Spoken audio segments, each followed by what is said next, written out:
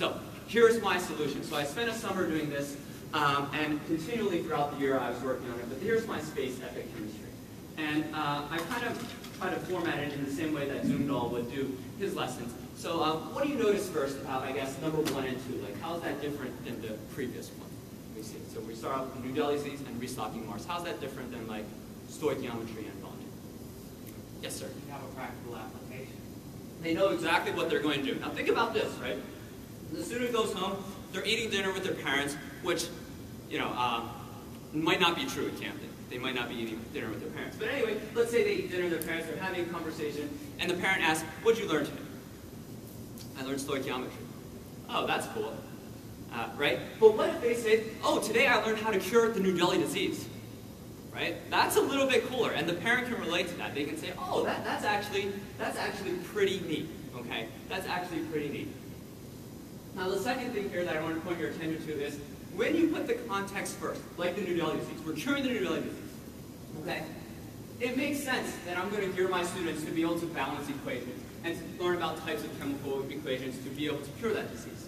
But in order to solve this problem in a realistic way and not in a fake force type of way, of course I'm going to need to bring in bacterial resistances, right? I need to know what to target. I need to know what I'm attacking.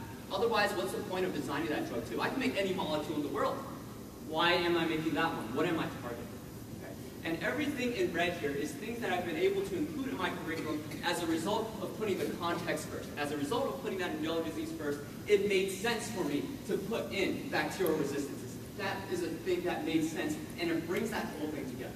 If you show this to chemists, this is almost like a thing, which one does not belong? Balancing reaction, types of chemical equations, bacterial resistances? Oh, this one doesn't belong, right? And that's how our mindset has been in science. It's always like, which one doesn't belong? Which one doesn't fit this isolated category? But science doesn't work that way. If we want to solve a problem, we're going to need that biology. We're going to need maybe some physics, okay? And so that's kind of what I'm driving at. And so I'll show you my first half of the year.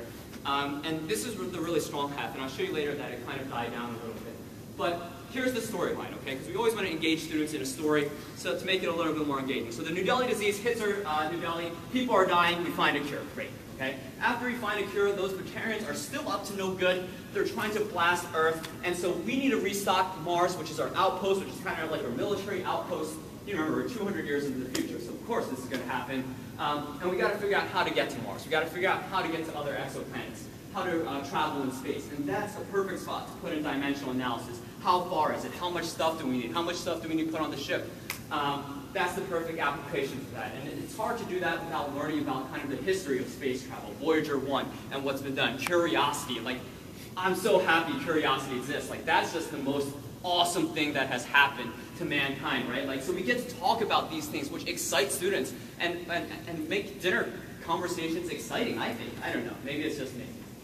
I don't know. Okay. So we restock Mars, we're ready to fight this war, and I give them a little bit of break. We're saying, we're going to celebrate Pumpkin Day. Now, what's Pumpkin Day, right? So this is kind of where I can have a little fun and make something up. I said, all right, so 100 years ago in 2113, we fought a huge war against the Arachni. And the Arachnis are these huge spider races that, like, were wiping everyone off the face of the galaxy. All right, and humanity was on its last hope. And we had one last chance, and Commander Thurber, who is an ex-Marine at my school, all right, so he fits the part, he comes in, and he gives this mission brief, and he tells students, here's what I did, all right, and here's what I did. I realized that the Arachni, they really, really loved pumpkins.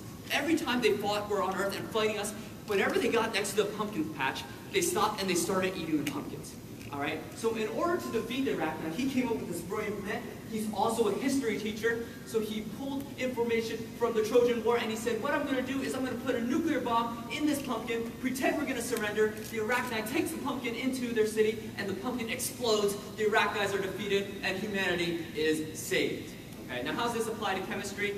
Well, I kind of had to make this up because I wanted them to blow up pumpkins. And I wanted to do the stoichiometric calculations so they could figure out, all right, how many liters of gas do I need to produce so that Mr. King does not blow his hand off, all right? So that was kind of the gist of it. And if they blew my hand off, I told them, you get a 0 on your lap, all right? I think that's a fair trade, okay? I think that's a fair trade, yes.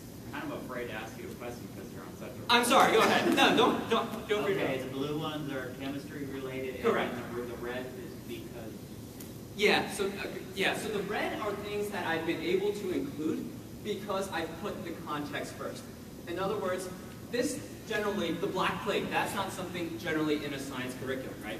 But because, or the Trojan War, but because my context is this crazy idea of that we need to blow up this pumpkin, I've been able to incorporate that in a meaningful way to students.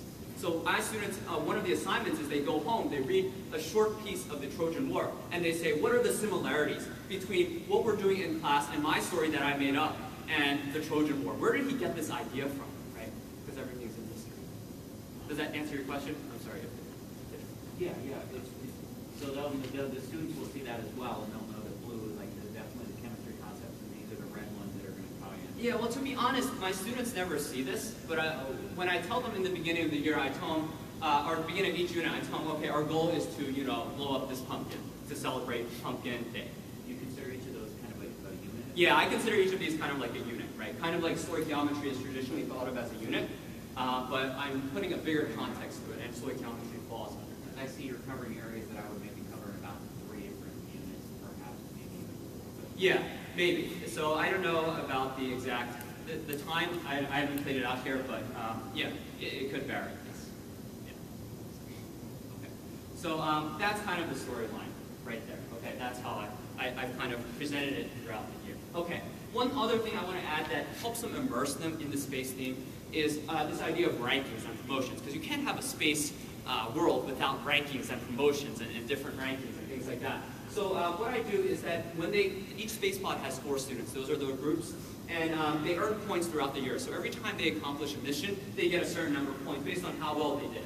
And every day you can use these. You can kind of like predict, which of these do you think is gold? And that's kind of like the do now. And then you reward 10 points for each team that gets it correctly. And I put that into an Excel file, and the points just rack up. And at the beginning of each week, I show them this chart where all their points have accrued. Okay? And these are the teams, like these Mr. King's Clones 2.0, like great name, awesome name, right? A little bit scary, but sure, why not? So they each have a team name, and they have points, and the cool thing that they really like is that they can rank up. So they can go from lieutenant to captain once they hit a certain threshold. And when let's say, sir, you leveled up, or no, sorry, you got promoted today. You're part of Mr. King's Clones 2.0, and you're in the captain level. So what's your last name, sir? West. So from now on, I would refer to him as Captain West. All right, throughout the rest of the year or unit until he approaches major, colonel, and so forth. So this is a little bit of a competition between teams to help them compete and really give them the sense of the space thing, right? Like, yes, I'm lieutenant, so like you can't order me around. They start talking about that, and this conversation gets to the dinner table. I had on Parents' Night, a parent came in and the dad went, oh, so you're the guy who my son was talking about because he got promoted to lieutenant today. And so that's what he told me when he got home. Okay, that's kind of cool, right? That's kind of cool. So I have that in there. I don't want to delve into it. This is kind of like a whole separate thing in itself in terms of engagement, but I think it's helpful for the immersion, so that's why I included it. All right, so I've been talking